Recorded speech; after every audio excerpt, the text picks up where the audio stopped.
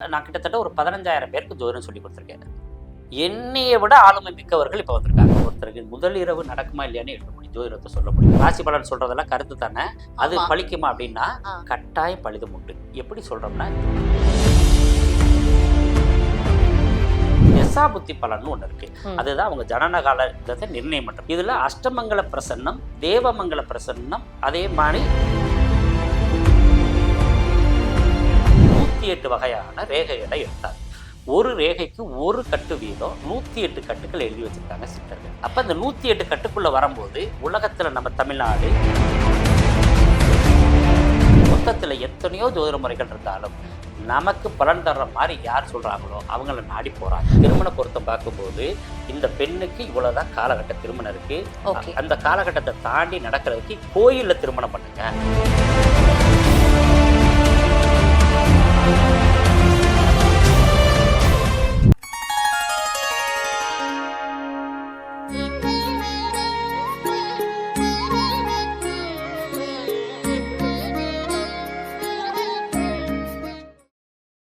Sri Varahi TV YouTube channel நேயர்கள் அனைவருக்கும் வணக்கம். இன்னைக்கு நம்மளோட கணியர் ஏஎன் ராஜசேகர் ஐயா தான் இருக்காரு. அவர்கிட்ட நிறைய விஷயங்கள் கேட்டு தெரிஞ்சுக்க போறோம். நிகழ்ச்சிக்கு போகலாம். ஐயா வணக்கம். உலகெங்கும் இருக்கும் வராகி தொலைக்காட்சியை பார்த்துக்கிட்டு இருக்க நேயர்கள் அனைவருக்கும் கணியரின் அன்பு வணக்கங்கள். எப்படி ஐயா இருக்கீங்க? நல்ல சிறப்பா போயிட்டு இருக்கு. ஓகே, ரொம்ப சந்தோஷமா இருக்குது கேட்கும்போது. இப்போ என்னோட கேள்வி என்ன அப்படின்னா, இந்த ஜாதகம் ஜோசியம் கேட்கறதுக்கு முன்னாடி காலத்துல வந்து இந்த ஜாதகம் ஜோசியம் அவ்வளவு தூரம் பிரசித்தி பெற்றதா அப்படின்னு கேட்டா, அந்த காலத்துல வந்து இது மேபி இந்த சோசியல் மீடியா இல்லாததுனால தெரியலையா என்னன்றது தெரியல. ஆனா இப்போ வந்து எப்படி அப்படின்னா, ஒரு பெயர்ச்சி வந்தா பலன்கள் சொல்றதுன்றது நம்ம எல்லாருமே எதிர்பார்த்த ஒரு விஷயம் தான். இப்போ வந்து தினப்பலன், வாரப்பலன், மாத பலன் அப்படின்ற மாதிரி பலன்கள் வந்து சொல்லிக்கிட்டே போயிட்டு இருக்காங்களே. விட்ட கொஞ்ச நேரத்துல வந்து 1 மணி நேரத்துக்கான பலன்கள் கூட சொல்வாங்க போல இருக்கு. ஒவ்வொரு மனுஷனுக்கும் கைவரை ரேகல் கூட வந்து வித்தியாசம் இருக்கும். ட்வின்ஸா இருந்தா கூட அவங்களுக்கே ரேகை வித்தியாசம் இருக்கும்போது நீங்க பொது பலன் தானே சொல்ல முடியும். அப்போ இந்த பலன்கள் சொல்லும் போது அது எப்படி அந்த பர்சனுக்கு வந்து அது கரெக்டா நடக்கும் அப்படின்றத நம்ம நம்புறது சார்? ஜோதிடம் எப்படி இப்படி புகழ் பெற்றது? அதுக்கு 2 காரணங்கள் இருக்கு. முதல் காரணம் இயல்பான காரணம். இந்த லாக்டவுன் ஆரம்பிச்சிச்சு. அப்போ வந்து எல்லாருக்கும் நிறைய பேருக்கு நிறைய விஷயங்கள் படிக்கணும்னு ஒரு ஆசை இருந்துச்சு. அதில் ஏதேனும் ஒரு கலைகள் கற்றுக்கணும்னு ஒரு ஆசைப்பட்டிருந்தாங்க. அந்த கலைகளில் நமக்கு வீட்டுக்கே வந்து தரக்கூடிய கலையாக இப்போ ஜோதிடம் மாறினதுனால, இந்த நெட் கனெக்ஷன் எல்லாமே வந்ததுனால உடனே நிறைய லிங்க் மூலியமா வீட்டில இருந்தே படிக்கிறதுக்கு ஒரு ஆர்வம் கிடைச்சிச்சு. அப்போ ஏதேனும் ஒரு கலையை கற்றுக்கணும்னு ஒரு விருப்பப்பட்டவங்க எல்லாரும் ஈஸியான, அதாவது நமக்கு தேவையான ஒரு கலையை கற்றுக்கணும் அப்படின்ற எண்ணத்தில் வந்து ஜோதிடத்துக்கு வந்தாங்க. அதில் நிறைய பேர் புகழ் பெற்றாங்க. அது நீங்க இப்ப எப்படி சொல்றீங்க அப்படின்னா, இந்த ஜோதிடம் வந்து ஆன்லைன்ல கோர்ஸ் படிச்சு அது மூலமா வந்து ஜோதிடர் கத்துக்கிட்டு அது எப்படி சார் இப்ப சாத்தியமா? நான் கிட்டத்தட்ட ஒரு 15,000 பேருக்கு ஜோதிடம் சொல்லி கொடுத்துருக்கேன். என்னைய விட ஆளுமை மிக்கவர்கள் இப்ப வந்திருக்காங்க. பரம்பரையா ஜோசியம் சொல்றவங்கன்றது இருக்காங்க.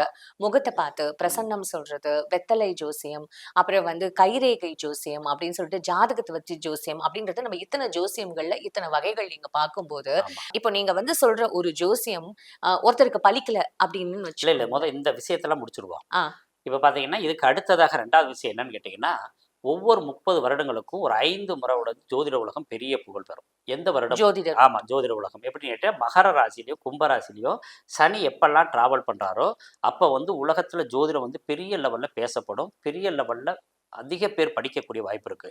இப்போ உங்களுக்கு படிச்சவங்க நிறைய தெரியுறாங்க. காரணம் என்னன்னு கேட்டீங்கன்னா, மீடியா இருக்கிறதுனால நிறைய பேர் தெரிய ஆரம்பிச்சிருக்காங்க. ஆமா. இதுக்கு முன்னாடியும் நிறைய பேர் படிச்சுக்கிட்டே இருந்தாங்க.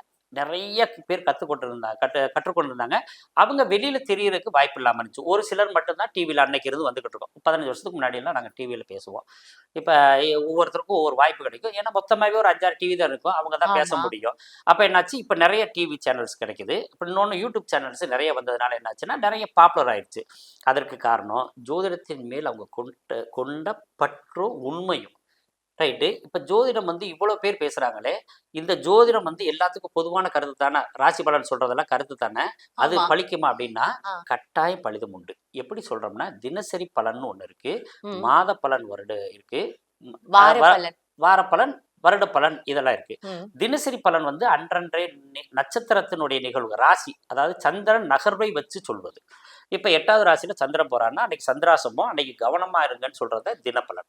அல்லது முக்கியமான இடத்துக்குள்ள சந்திரன் டிராவல் பண்ணும்போது என்னங்க, அது வந்து தினசரி பலன் வந்து சந்திரனை மையமாக கொண்டு சொல்றது.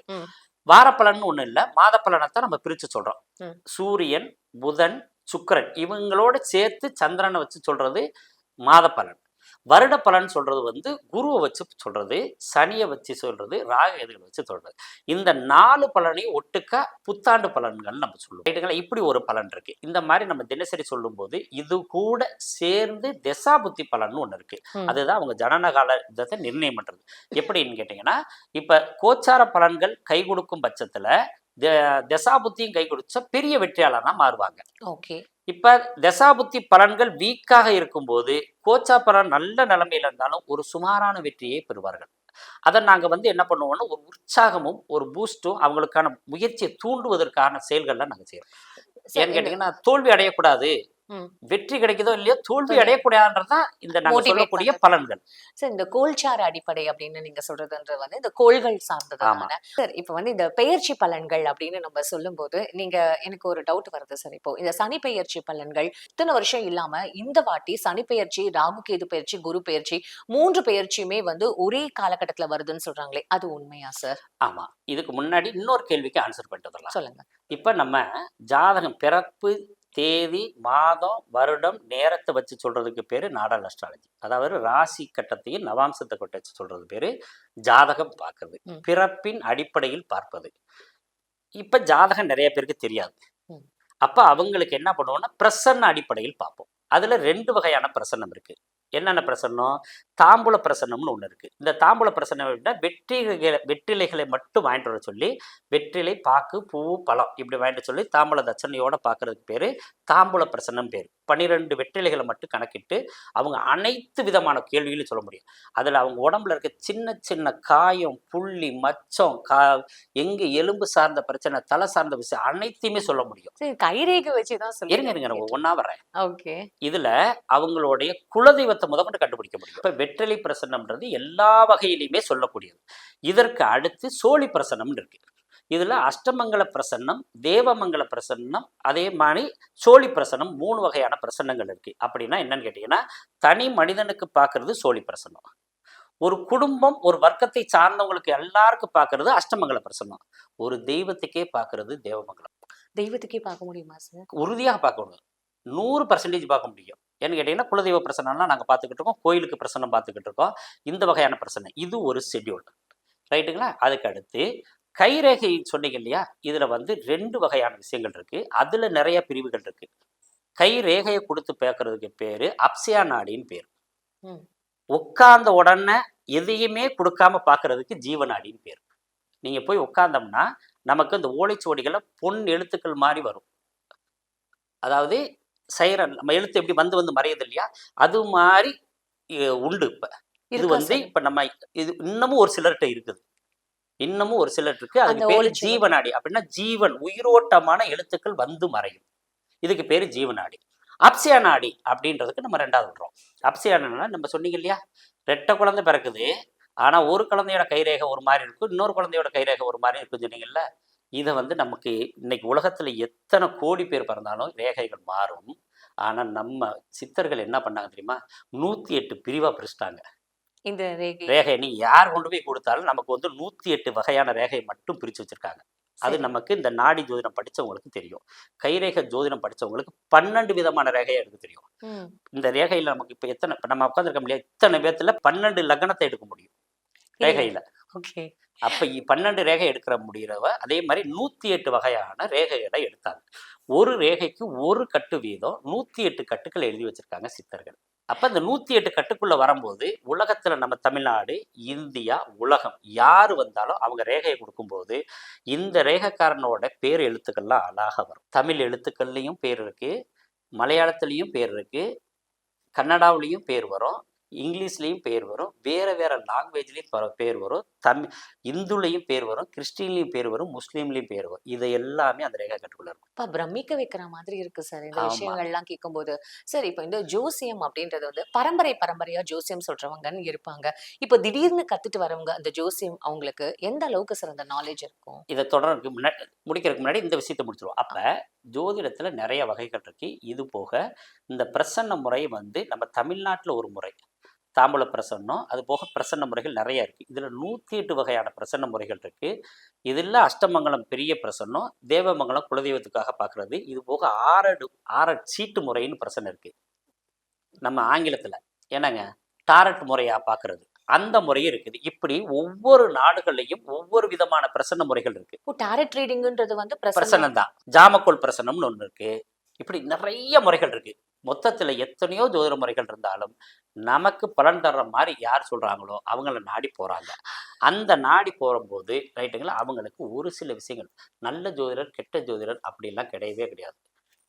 எல்லாத்தையும் முன்னாடி ஓப்பனாக சொல்லக்கூடிய ஜோதிடர், மறைச்சு சொல்லக்கூடிய ஜோதிடர் 2 வகை தான் இருக்காங்க. எப்படி அதுன்னு கேட்டிங்கன்னா, இப்போ நீங்கள் வர்றீங்க, உங்களுக்கான பலனை நான் என்ன பண்ணுவேன்னா, என்கிட்ட வரும்போதெல்லாம் நான் கெட்டதை பூரா மறைச்சிருவேன். நம்மளை திட்டினா திட்டிட்டு போட்டோம், அழகாக வருவீங்க, நல்லா வருவீங்க, எதிர்பார்த்த இடத்துல நான் உங்களுக்கு வேலை கிடைக்கும், அல்லது குழந்தைகள் இப்படி இருக்கும் அப்படின்னு சொல்லி நான் அந்த சூழ்நிலையை சரி பண்ண பார்ப்பேன். குழப்பத்தில் வர்றவங்களை மீண்டும் குழப்பக்கூடாது அப்படின்னு நான் எதிர்பார்ப்பேன். அப்போ என்ன பண்ணுவாங்க, ஒருத்தர் குழந்தைக்காக வருவாங்க, நான் அவங்களுக்கு என்ன பண்ணுவேன்னா ட்ரீட்மெண்ட்டாகவே சந்தோஷத்தை கொடுக்கணும் மாதிரி ஒரு ஃபாலோ பண்ணுவேன். கிடைக்காதுன்னு தெரியும், அவங்களுக்கு மனநிலையை மாற்றணும். ஏன்னா எடுத்த உடனே அவங்கள வெக்ஸாக பண்ண ஜாதகத்துல குழந்தை இருக்காதுன்றது தெரியும், 100% தெரியும். இப்போ ஒன்றும் இல்லை, திருமண பொருத்தம் பார்க்குறீங்களே, திருமண பொருத்தம் ஃபெயிலியர் ஆகுது, அதுக்கு காரணம் இல்லையா அப்படின்னா எங்களுக்கு நல்லா தெரியுமே. தெரிஞ்சு நம்ம கல்யாணம் பண்ணி வைக்கிறது தப்பு இல்லையா? சரி, நீங்கள் ஒன்றும் இல்லை, அடுத்தவங்களுக்கு சொல்லும்போது எல்லாமே சந்தோஷமா தெரியும். பிறருக்கு நடக்கும் வரை அது வேடிக்கை, நமக்கு நடக்கும்போது தான் அது துன்பம். அப்போ என்னன்னா, நான்லாம் என்ன பண்ணுவேன்னா, என் பொண்ணுக்கு எப்படி சொல்லுவேன் அது மாதிரி அவங்க பொண்ணுக்கு நான் எடுப்பேன். சரி, இப்போ என் பொண்ணுக்கு என்னென்ன நடக்கும்னு நான் சொல்லும்போது அவளுக்கு மறைச்சுத்தானே சொல்லுவேன், அதே விஷயத்த அவளுக்கு சொல்லுவேன். புரியுதா இல்லைங்களா? அப்போ ஒரு குழந்தை வர்றா, அவளுக்கு திருமணத்தில் இவ்வளோ பிரச்சனை, 7 ஆண்டுகள் தான் திருமணம் இருக்குன்னு உறுதியாக சொல்ல முடியும். எவ்வளோ ஜோசியர் இருக்காங்க, நீங்கள் சாதாரணமாக நினைக்காதீங்க. நிறைய பேர் ஜோதிடத்தில் நல்லா கற்று உணர்ந்தவர் இருக்காங்க. இப்போ என்கிட்ட படித்த மாணவர்கள் என்னைய விட 100 மடங்கு பெஸ்ட்டாக சொல்லக்கூடியவர்கள் இருக்காங்க. சரி, ஏன் அப்படி என்னன்றாங்கன்னா, இப்போ இந்த திருமணத்தை இவங்களுக்கு 7 ஆண்டுகள் கழிச்சு பிரச்சனை நடக்கும்னு தெரிஞ்சும் அவங்களுக்கு என்ன சொல்றாங்க, மனிதன் அனுமானிப்பவன், இறைவனை தீர்மானிப்பவன், அதனால இறைவன்கிட்ட பரிகாரம் பண்ணுங்க, இந்த திருமண வாழ்க்கை உங்களுக்கு நல்லா அமையட்டும் அப்படின்னு நல்ல நேரத்தை முடிஞ்ச வரைக்கும் குறித்து கொடுக்குறோம். ஏன்னா ஜாதகத்தில் தெரியும். என்னங்க 2ஆம் இடம் நீசமாச்சுன்னா அவன் கீழ் ஜாதி பொண்ணை தான் கல்யாணம் பண்ணுவான். எப்படி ஒரு அப்பாட்ட போய் சொல்ல முடியும்? 2ஆம் இடம் நீசமாக இருக்கு, ஒரு பெண்ணை கல்யாணம் பண்ணிட்டு அவள் குழந்தை எப்போ கரு உற்பத்தி ஆகுதோ, உற்பத்தி ஆகும்போது விட்டுட்டு ஓடிடுவான்னு எங்களுக்கு தெரியும். இது உங்களுக்கு பலனாவே சொல்றேன். லக்னத்துக்கு 2ஆம் இடத்து அதிபதி நீசம் பெற்று அந்த நீசனுடைய திசாபுத்தியில அந்த பெண் தன்னை விட தாழ்ந்த குலத்தில் திருமணம் செய்து அவளுக்கு குழந்தை ஏற்படும் பொழுது கணவனை விட்டு பிரிவாள். இதெல்லாம் நீங்க அப்படியே சொல்லி உறுதியாக என்னை போல் இருக்க எல்லாரும் சொல்ல முடியும், என்னை விட இருக்க நல்லா படிச்சவங்க இன்னும் நிறைய சொல்ல முடியும். அப்ப இதெல்லாம் தெரிஞ்சுக்கிட்டு அவங்கள அந்த இடத்துல நம்ம குறையாக கொண்டு போகாம அதை எப்படி சரி பண்றதுக்கான வாய்ப்பு, அல்லது அவங்கள உணர்த்துறதுக்காக என்ன பண்ணலாம் அப்படின்னு 2 விஷயத்தை எடுப்போம். அப்ப திருமண பொருத்தம் பார்க்கும்போது இந்த பெண்ணுக்கு இவ்வளவுதான் காலகட்ட திருமணம் இருக்கு, அந்த காலகட்டத்தை தாண்டி நடக்கிறதுக்கு கோயில்ல திருமணம் பண்ணுங்க அப்படின்னு சொல்லப்படுறது. அப்ப கோயில்ல திருமணம் பண்ணா கொஞ்சமாவது வாழ்க்கை இருக்கும் இல்லையா? அப்ப இறைவன்ட்ட ஒப்படைக்கிறோம். அப்ப இந்த இடத்த நாங்க மறைச்சு தோக்குறதுக்கு தயங்குவதில்லை. புரியுதா இல்லைங்களா? புரியுது சார். ஒரு மனிதனோட ஆயுள் ஈஸியா எடுக்கலாம். ஆயுள் எல்லாருக்குமே தெரியும். ஆயுள சொல்லக்கூடாது, சொன்னா பயப்படுவாங்க அப்படின்னு சொல்லி இப்ப கூட நிறைய பேர் விமர்சனம் பண்ணாங்க. ஏன்னா விவேக் ஐயா இறந்தது கூட ஒரு ஜோதிடர் சொன்னதுனாலதான் அவர் மன உளைச்சல இருந்தாங்கன்னு சொன்னாங்க. சொல்லப்பட்டது அவரை தற்காத்து கொள்வதற்கும் மருத்துவத்தை அணுகுவதற்கும் அவர் தைரியமாக இருப்பதற்கும் சொல்லப்பட்டது. அதையே நினைச்சு வருத்தப்பட்டு இறந்துட்டாருன்னு சொல்லும் போது வருத்தமாக இல்லை. அப்ப என்ன செய்யணும், நம்மளும் சொல்லக்கூடாது. இது விமர்சனமா மாறுறதுனால நம்ம அப்ப என்ன செய்யணும், எதை சொல்லணும்? அப்ப ஜோதிடம் நல்லா இல்ல, சொன்னது நல்லா இல்லைன்னு சொன்னாலும் பரவாயில்ல, கெட்டதை சொல்லாம நல்லதை சொல்லுவோம். ஆனா அது தப்பு இல்லையா? இப்ப நம்மளுடைய நீங்க இருக்கீங்க இல்லையா, என்னைக்கு உங்களுக்கு முடி கொட்ட ஆரம்பிக்கும்னு என்னால எடுக்கும், எப்ப அந்த முடி சரியாகும்னு எனக்கு எடுக்க முடியும், எப்ப ஸ்கின் ப்ராப்ளம் ஆரம்பிக்குன்னு எடுக்க முடியும், எப்ப ஸ்கின் ப்ராப்ளம் தீர முடியும்னு எடுக்க முடியும். இது நீங்க ஜாதக ரீதியில அழகா சொல்றேனே, உங்க ஜனனகால செவ்வாய் எந்த ராசியில இருக்காரோ கோச்சார ரீதியாக ராகு வர்ற காலம் ஆட்டோமேட்டிக்கா முடி கொட்ட ஆரம்பிக்கும். அதை சரி பண்ணவே முடியாது. நீங்க ட்ரீட்மெண்ட் எத்தனை எடுத்தாலும் சரியாகாது. அப்ப எப்ப சரியாகும், அந்த செவ்வாயை விட்டு ராகு வெளியேறும் போதுதான் சரியாகும். புதன் திசை நடக்கும்போது அல்லது புதன் புத்தி நடக்கும்போது தான் ஸ்கின் ப்ராப்ளம் ஸ்டார்ட் ஆகும். அந்த இப்ப புதன் திசை முடியும் தட்டிக்கு அதை சரியா பண்ண முடியாது. குறைக்காம, அதாவது அதிகப்படுத்தாம இருக்கலாம ஒழிஞ்சு சரி பண்ணவே முடியாது. ரைட்டுங்களா? இப்போ மேச ராசி அஸ்வினி எடுத்துக்கங்க. தலை சார்ந்த பிரச்சனை 100% உண்டு. 3 விதமா இருக்குது. ட்ராண்டர்ஸ் வருவது, இந்த இடத்துல முடி கொட்டுவது, தலை சார்ந்த கண்ணு சார்ந்த பிரச்சனை வருவது, இதெல்லாம் இருக்கு. இப்படி ஒவ்வொருத்தருக்கு பரணி நட்சத்திரத்துல இருக்குங்க. என்னைக்கா இருந்தாலும் தீக்காயப்பட்டு தான் ஆகணும். அது சின்ன காயமாகவும் இருக்கு, தீ உடம்புல பரவுறதும் இருக்கு. ம். அப்ப தீ காயம்படும்னு எடுக்க முடியும். அது எவ்வளவு தூரத்துக்கு பரவும் அப்படின்றத நம்ம ரொம்ப திங்க் பண்ண முடியாது. ஓகே. ரைட்டுங்களா? நீங்க தீக்காயம் படுன்றது வரைக்கும் நீங்க வந்து இப்படி நிறைய இருக்கு. ரகசியமான ஒருத்தருக்கு முதல் இரவு நடக்குமா இல்லையான்னு எழுத முடியும். ஜோதிடத்தை சொல்ல முடியும். இல்லைங்க, நான் இது வந்து நம்ம பெரியோர்களும் தெரிஞ்சுக்கிற வேண்டியது, ஜோதிடர்களும் தெரிஞ்சுக்கிற வேண்டிய விஷயம் தான். ஏன்னு கேட்டிங்கன்னா, கிருத்திய நட்சத்திரத்துல பிறந்தவங்களுக்கு, லக்னத்துக்கு 7ல சூரியன் இருக்கவங்களுக்கு முதல் ராத்திரி அன்னைக்கு கல்யாணம் அன்னைக்கு நிஷேகம் என்னும் முதல் இரவும் குறிச்சு கொடுக்கக்கூடாது. 2 அல்லது 3 நாட்கள் கழித்து தான் குறிச்சு கொடுக்கணும். எல்லா ஜோசியர்களும் பண்றோம். இது எத்தனை ஜோசியர்களுக்கு தெரியும்? நிறைய பேருக்கு தெரியும். நான் வந்து உங்களுக்கு அழகா எளிமையா சொல்றேன். ஓகே. ரைட்டுங்களா? ஏன்னா இது புரிஞ்சுக்கணும். ம். அப்ப நாட்கள் தேர்ந்தெடுக்கணும். ஏன்னா திருமணமே இல்லறமே எதுக்கு நினைக்கிறீங்க? வம்ச விருத்திக்கு தான். இப்போ நெறைய பேர் வந்து இந்த திருமண வாழ்க்கையில வந்து இன்ட்ரெஸ்ட் இல்ல. இன்னொன்னு இப்போ முன்னாடிலாம் வந்து 18 வயசுல கல்யாணம் பண்ணோம். சின்ன வயசுல கல்யாணம் பண்ண போய் 18 வயசுன்னு ஆச்சு. ம். அப்புறம் 20, 25ன்றது நார்மல் ஆச்சு. 30ன்றது நார்மல் ஆச்சு. இப்பல்லாம் 35க்கு மேல கல்யாணம் பண்றது தான் வந்து ஒரு இயல்பான ஒரு நார்மலைசேஷன் இல்ல, அப்படின்னு கொண்டு அதாவது நம்ம வந்துட்டாங்களே. வாழ்க்கை முறைன்னு இருக்கு. இப்ப நம்ம எங்க ஊர்ல நான் என்ன பண்ணியிருப்பேன், விவசாயம் பார்த்துட்டு இருந்தேன். இன்னைக்கு நம்ம விவசாயத்துல இருந்து படிச்சு வந்ததுனால அஸ்ட்ராலஜிக்குள்ள வந்துட்டோம். ரைட்டுங்களா? இப்ப எங்க அப்பா அஸ்ட்ராலஜில இருக்காங்க. வாஸ்து நிபுணராக இருக்காரு. ம். அதனால அதன் மேல் பற்று கொண்டதுனால இது இவ்வளவு பெரிய விசேஷம் இருக்கு. அப்ப நம்மளை சார்ந்தவங்களும் படிக்கணும்னு கற்றுக் கொடுக்குறாங்க. அப்ப இப்படி ஒன்னொன்னா வர வர வர நம்ம மாற்றங்கள் நிறைய அடையிறோம். ம். முதல்ல வெறும் கூழ குடிச்சோம். அப்புறம் சாப்பாடு சாப்பிட்டோம். இப்ப பிஸாவுக்கு வந்திருக்கோம். ரைட்டுங்களா? அப்ப நிறைய மாற்றங்கள் வருது. அன்னைக்கு ஒரு இடத்துல இருந்து 30 கிலோமீட்டர் போறதுக்கு 1 நாள் ஆகும். இப்ப 20 நிமிஷம் உள்ளேயே போயிடுறோம். இப்ப வெளிநாடு போறதுக்கெல்லாம் ஒரு அதிகபட்சம் துபாய் போறதுக்கு 2 1/2 மணி நேரம், 3 மணி நேரத்துல ம். போயிட்டு வந்துரும். ம். புறப்பட்டுருவோம். ம். அப்ப காலங்கள் மாறும்போது அதுக்கு தகுந்த மாதிரி நம்மளுடைய சூழ்நிலையும் மாறுது. விஞ்ஞான வளர்ச்சியினுடைய பாதையில போறதுனால நம்மளும் அதை நோக்கி பயணப்பட்டுக்கிட்டு இருக்கிறோம். ஓகே. ரொம்ப ரொம்ப அழகா எங்களுக்கு ஒவ்வொரு விஷயமும் சொல்றீங்க. உங்களோட நேரத்துக்கு ரொம்ப நன்றி சார். நல்ல வாய்ப்பு கொடுத்த நம்ம வராகி டிவிக்கு நன்றி. உங்களுக்கு நன்றி. நன்றி. கேமராமேன் எல்லாருக்கும் நன்றி. வாழ்த்துக்கள்.